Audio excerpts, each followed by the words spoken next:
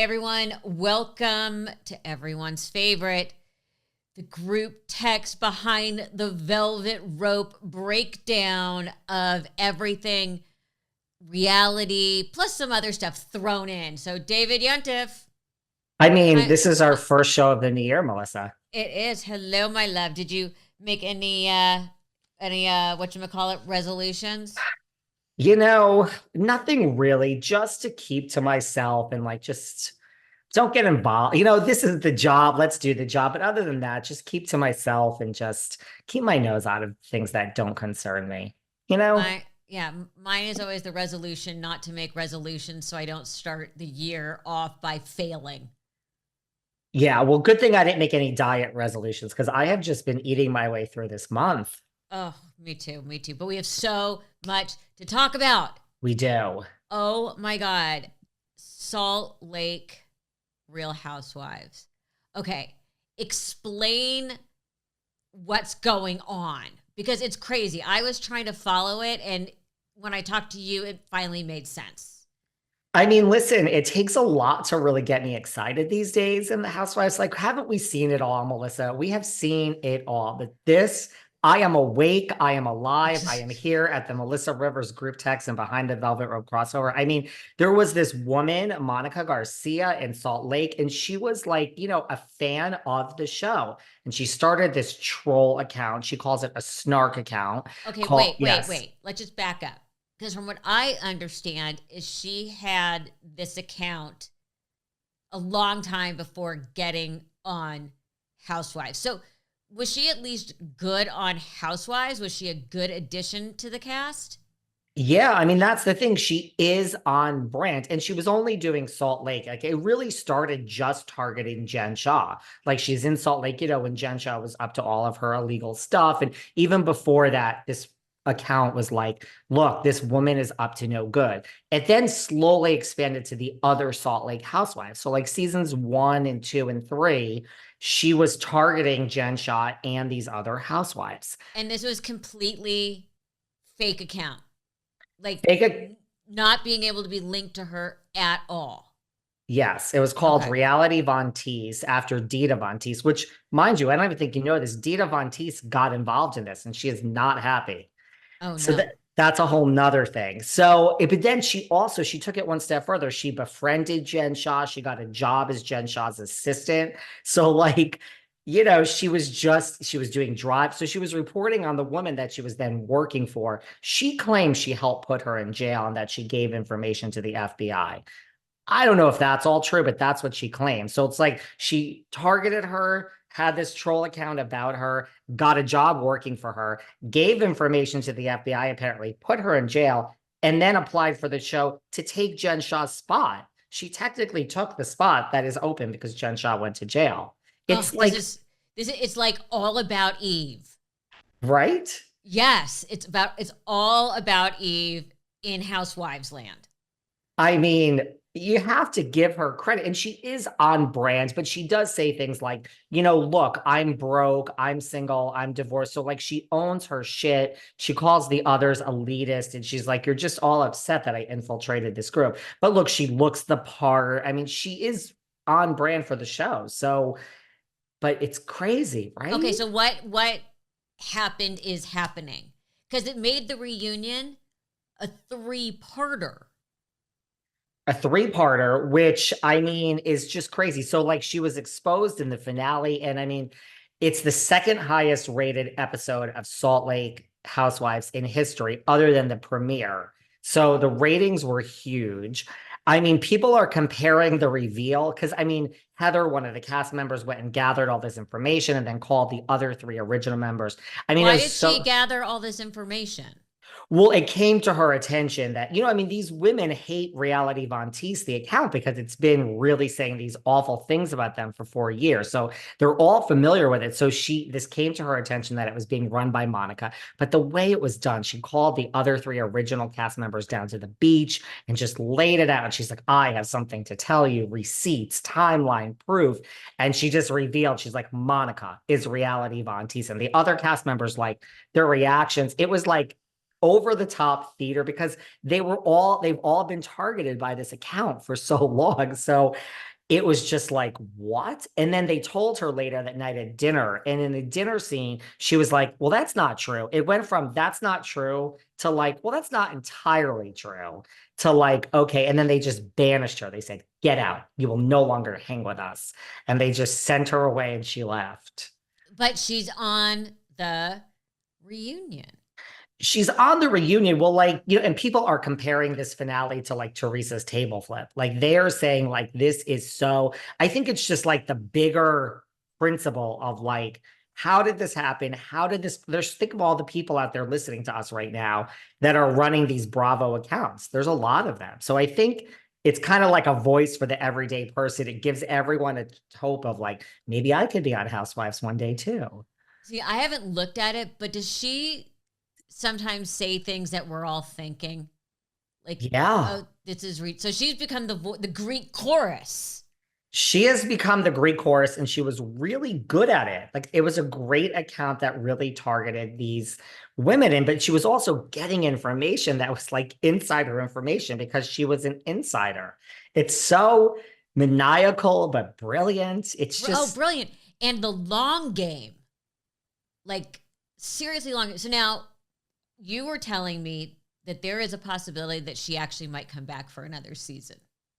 I mean, I'm so torn on this. Like, I read that article about from like the producers and some of the higher ups. Like, it's kind of like, what do you do? They said they've had 7,000 conversations about this and they're going to have 7,000 more. Cause I mean, housewife ratings are slipping overall. Like, the excitement of the audience is down. So, do you turn someone away that was just like a ratings blockbuster?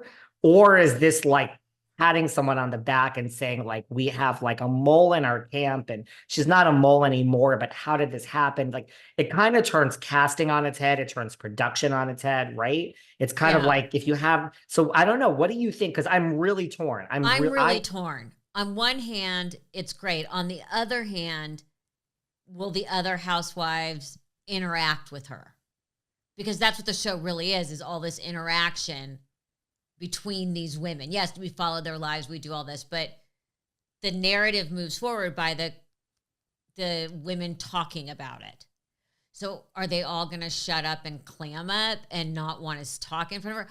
I don't know. I think I would try a few episodes in the beginning just to see the confrontation.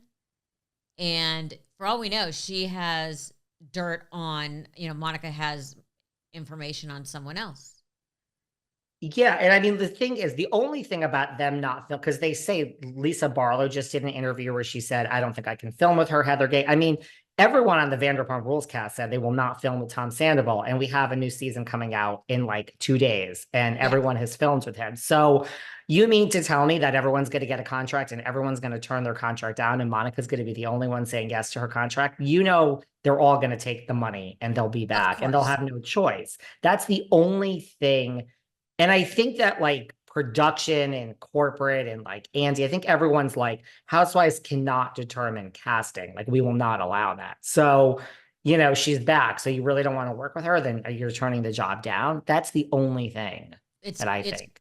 But so we have a traitor situation, but your new obsession, which I have not watched yet, is the show Traitors. Okay, explain. I tried to watch last season, and for whatever reason, I ended up moving on to something else. Okay, explain Traitors, because when you were trying to do it, I was very confused. So, okay, start explaining what it is. And it's also hosted by Alan Cumming, and it's set in, right? Yeah. And so he has that accent, and it's set in like a Scottish castle, although they really stay down the street at a Courtyard Marriott, but that's besides the point. But, so it's last season was actually really good. It's reality stars from like Survivor, Big Brother, MTV's The Challenge, someone from Blink Empire, and now there's Housewives on there. So like they come and basically there's 3 traitors. Like the first night you sit and you're blindfolded and Alan Cumming walks around and like if he taps you on the shoulder, you're a traitor. So you kind of want to be a traitor. Like everyone kind of wants to be a traitor. And the traitors have to each week kill off one of the faithfuls, but the faithfuls are trying to figure out who the traitors are, like who's sabotaging the game. So And then Wait, if they, do the traitors all know who the other traitors are? yes, Okay. they all, And because they all meet at the end. And you, the audience, knows who the traitors are as well. right, they all meet at the end. So wouldn't it be obvious if everybody's like, these people over here, these people over here to meet and talk, they would notice who's missing. Well, that is true. So I don't know the time of the day that this happens. I don't know if it's truly when everyone's in bed, but that is a valid point. But yes, three people go and film a scene by themselves. Correct. And And so they're trying to now put the like onerous on other people for being the traitors because they don't want to be found out.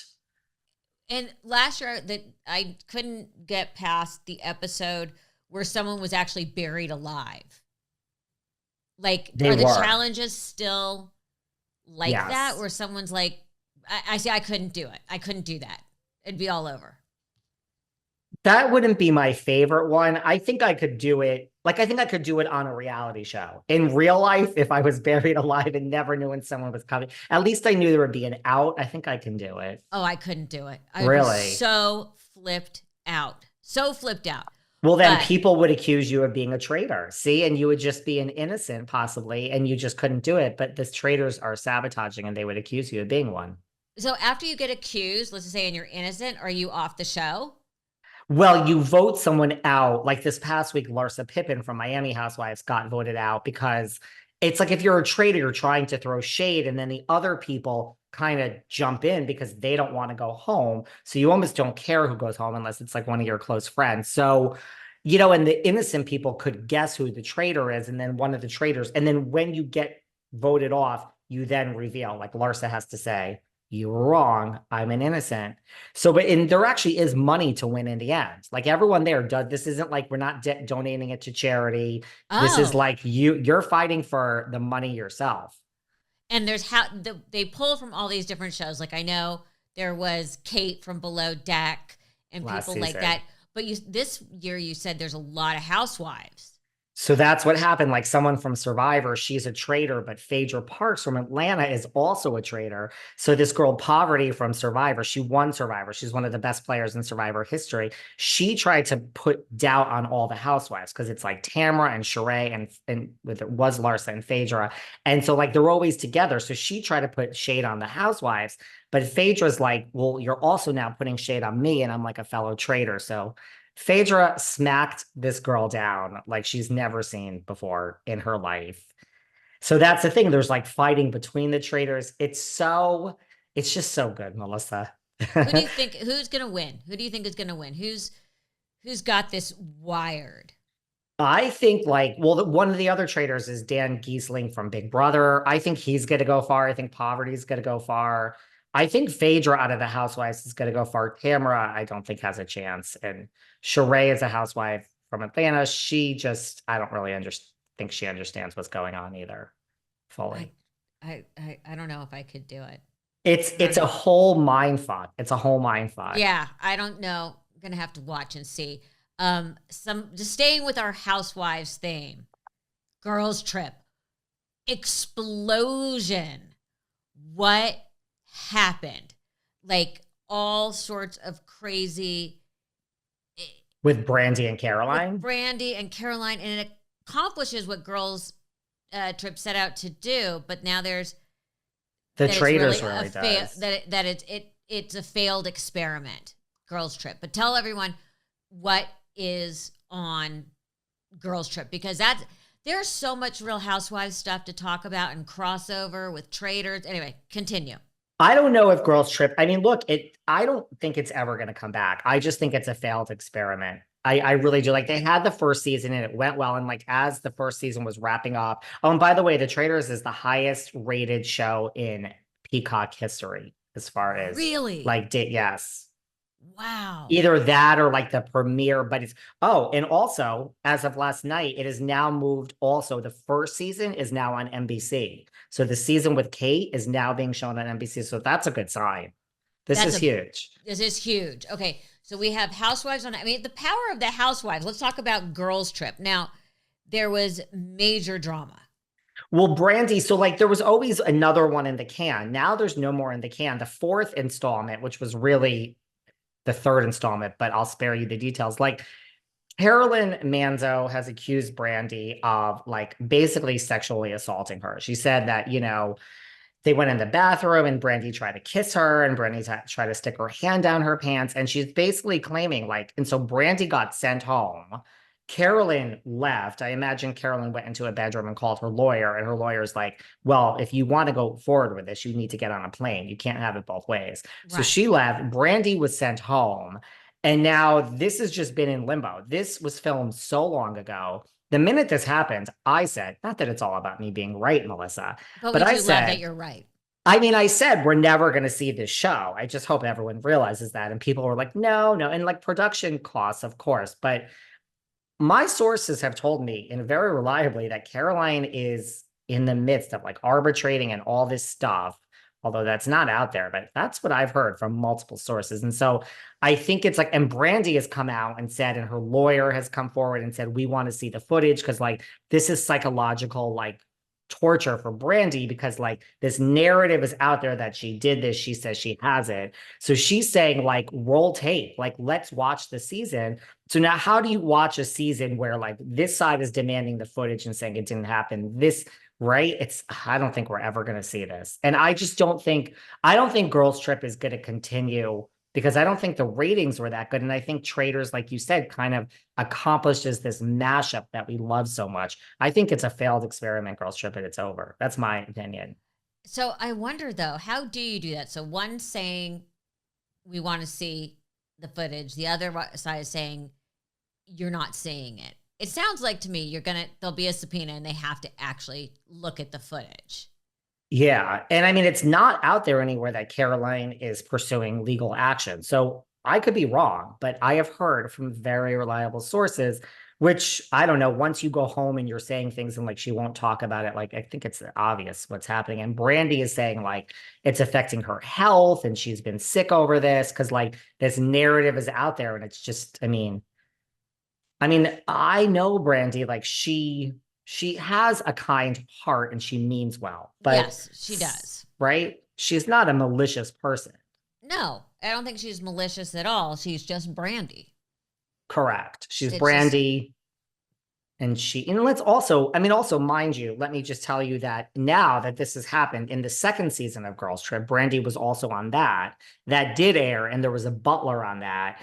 It was at Dorinda's Bluestone Manor, and that guy is officially suing. Like, this isn't, so he's suing because he said, like, like Brandi was like taking his shirt off and he was married. And so, I mean, this is just a mess. these ladies need to learn to keep their hands to themselves. Okay. Seriously. So the other night was the finale of Below Deck Med.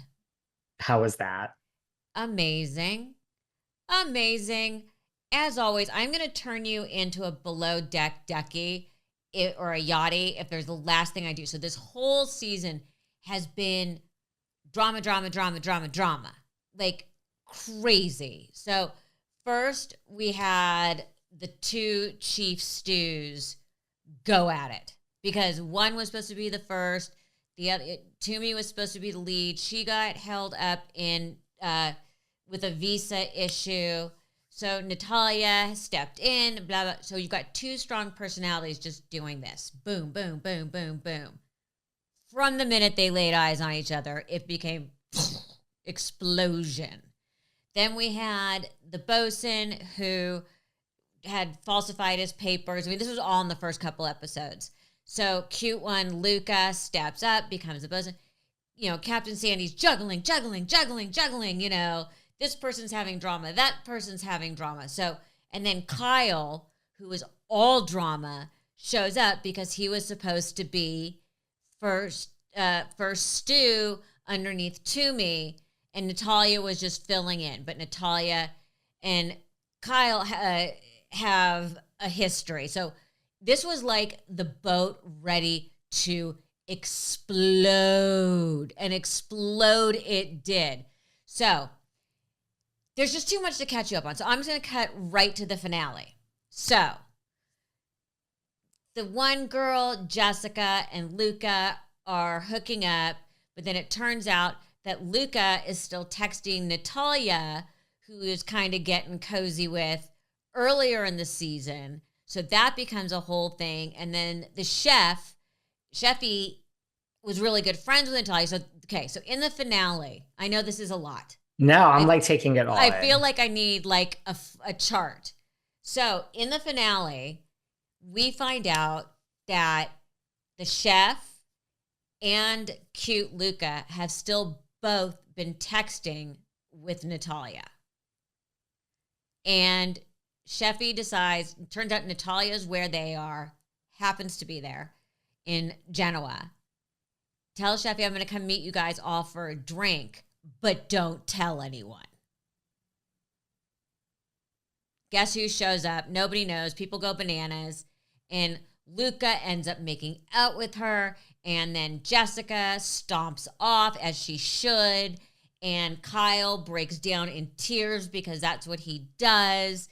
And he and Natalia kind of make peace, but not really. And Jessica was supposed to go to Cannes with Luca. Obviously, that didn't happen.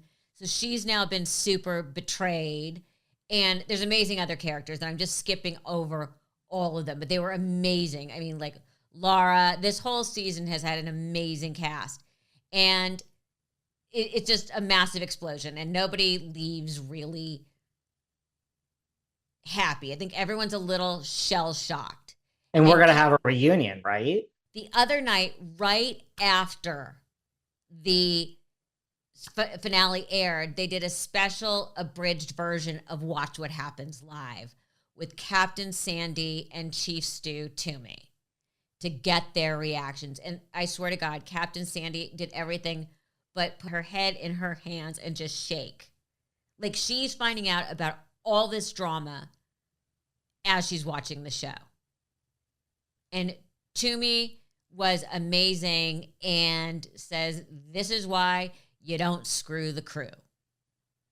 But, I mean, we had all sorts of deceit and Natalia showing up. I mean, it was action-packed. I can't wait to see what's going to happen on Reunion because I think it's going to get to be almost like a Real Housewives reunion. Listen, Captain Sandy has a wedding to plan. She has no time for this. Yes, I know. I don't know. I mean, it's hard being one of the people getting married. I have a feeling that Leia's doing most of it because she's even like redressing Sandy now. Like, really? When I saw Sandy at Bravo, kind of go, oh my God, I love your jacket. Who's it by? And she literally turned around and then Leia told me. It was hilarious. She's her stylist. She's her stylist, the whole thing. But and Sandy like broke her wrist during the season. How this woman did not have a full-fledged nervous breakdown or working on her way to a psychological master's or PhD with the amount of drama that went on amongst this crew. It was amazing. Do we have any like Kate Chastains or Frasers? Do we have any breakout stars? Well, we had Kyle, who is back for her second, who is all drama all the time.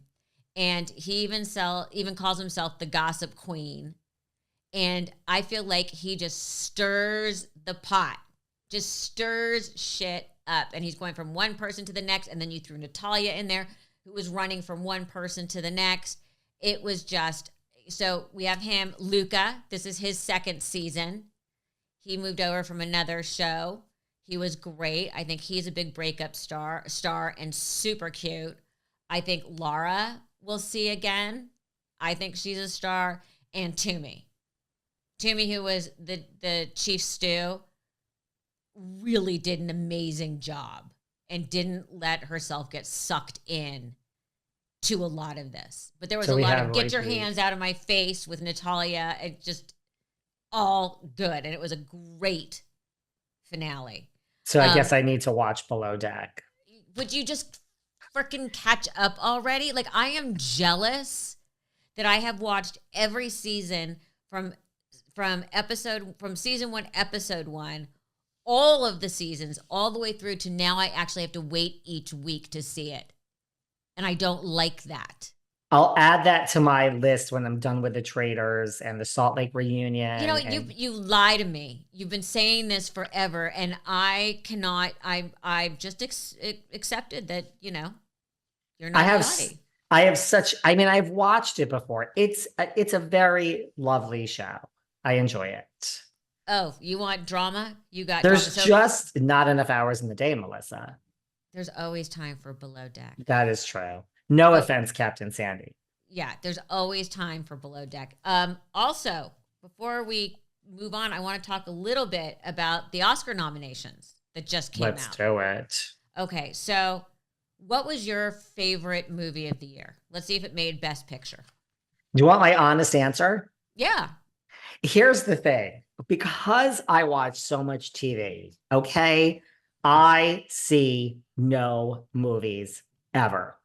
You're going to have to kick me out of LA. Here I am. I'm in Hollywood. I need to leave. I really don't. I did not see Naiad. I didn't even see Barbie. Okay. Okay. I am a Not gay many, by the man way, who does not did not see Barbie. not many people saw Naiad. So just so you know. Okay, Best Picture: American Fiction, Anatomy of a Fall, Barbie, The Holdovers, Killers of the Flower Moon, Maestro, Oppenheimer, Past Lives, Poor Things, Zone of Interest. I've seen Barbie, Mastro, and Oppenheimer. I'm dying to see Poor Things. Everyone says American Fiction is genius and that The Holdovers is amazing. What's But going to win? I think Oppenheimer. I mean, I would think so, right? Yeah, I would think this is the Oppenheimer year. Then for Best Actor, we have Bradley Cooper, Coleman Domingo, Paul Giamatti, Cillian Murphy, and Jeffrey Wright. I think this is really a three-person race. Really? Paul Giamatti, I'm going to watch The Holdovers this weekend, is supposed to be It's supposed wonderful. to be great. Cillian Murphy is riding the Oppenheimer train, and he was amazing. But Jeffrey Wright in American Fiction, they say it's the performance of a lifetime. Really? So I think it's going to be Cillian Murphy. That's what I would think. That's what I think. Okay, then we also, for actors, we have Annette Bening. There you go, Naiad. Lily Gladstone, Killers of the Flower Moon. Sandra Hüller, Anatomy of a Fall. Carey Mulligan, Mastro. Emma Stone, Poor Things. If Carey Mulligan does not win, I will be shocked. Really? I will be shocked. I think it's going to be Lily Gladstone. Who's been winning the other awards, like the Golden Globe? Lily Gladstone. Okay. And deservedly so. But I think in head-to-head, like this, even though it's been like this all season, I think with the Academy, Carey Mulligan's performance is the performance of a lifetime. Really? Okay.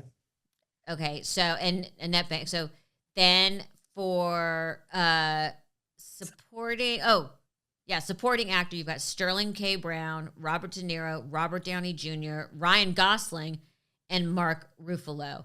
I think Robert Downey Jr., when you see this again, just when you think he can't do another beyond brilliant performance. And he won the Golden Globe. He hit this one so far out of the park. I don't know how anyone could possibly catch him. Huh. Okay. Well, he won the Golden Globe. Yes. Emily Blunt for supporting actress. Emily Blunt, Danielle Brooks, America Ferrera, Jodie Foster, and Divine Joy Randolph. Divine's the one that won the Golden Globe. Yeah. Emily Blunt is amazing, and the Academy loves her. And it's like a comeback for Jodie Foster. Doesn't she have enough awards? Now, I love me some Jodie Foster. Do not get me wrong. I like to see Danielle Brooks there. Did you watch Orange is the New Black? It was such a great show. Yes. I like little Danielle Brooks. What I think is so amazing is how many great performances there were this year. I mean, this was a good year. Performances of a lifetime. You know me, and I'll be doing all my crazy Oscar coverage like I always do. Well, you were just everywhere. You were on the Sherry Shepherd show. You know, all of a sudden I turn around and I'm like, Melissa, you are like commenting on every award show. You've been busy. I've been very busy, and I did sort of a long form interview with people that they keep cutting up into smaller bite-sized pieces. Yes, So, they do. you know what? I am not complaining. I am happy to be the award show, you know, Greek chorus, and I am not. I have found a way now to say what I think is worst dressed in a way that's softer and gentler, and I call it now a head scratcher. Okay, well, who did you give your a head scratcher to Oh out of the God. girls and the guys? Well, I hope you're giving a lot of props to my Timothy Chalamet. he wore a shirt. I think that's what I saw of yours. Shirt. He Listen, wore a shirt. That's all I care about. okay, first of all, Timothy Chalamet never needs to wear a shirt. Let's just yes, he does. The that. only two people who don't have to wear a shirt to an award show are Lenny Kravitz and Harry Styles. Everyone else put on a fucking shirt. I saw you talking about Lenny Kravitz. I would agree. That one look of Lenny Kravitz's, I don't know what award show it was, but like almost like the bell bottoms and all black with like that set. That was like, I mean, could it be any better? Could it be any better? Right? No, it's of course. Well, that's it for this month. But you are in LA, so we're going to be doing this together next month. I'm coming. I mean, I'm here, but I'm coming to your house to do this in person. But you don't get to comment on the house. What could be wrong? I mean, you've been in the house now. You haven't moved, right? Because then you were moving for a period there. So yeah, no, I'm in this house. I love it. My office is really pretty, which I love, but we have this because this is more important up in my office. You have that. I'm glad I spent so much time and energy decorating my office that nobody ever sees. Listen, you're with the branding. I just put up this wallpaper behind me. I should get branding like that. I need to get you a group text mug. You get me one of those and I'll send you a behind the velvet rope mug. Believe it or not, I have them and I used to only drink out of it, but I need to start going back to that again. Well, we'll do a mug swap. David, I love you. I can't wait to see you next month. And we're going to have so much to discuss because OG Below Deck with a new cast is coming back. And we will have, okay, well, I'm excited for you for that. And I'll get excited. We're going to have the Miami Housewives reunion and Beverly Hills reunion is going to film between now and then too. So we're going to have a lot to cover. And Traitors now. And I assume we'll know if Monica Garcia is coming back. Oh, so much good stuff. David, I love you. Thank you so much. Love you much. Bye. Bye.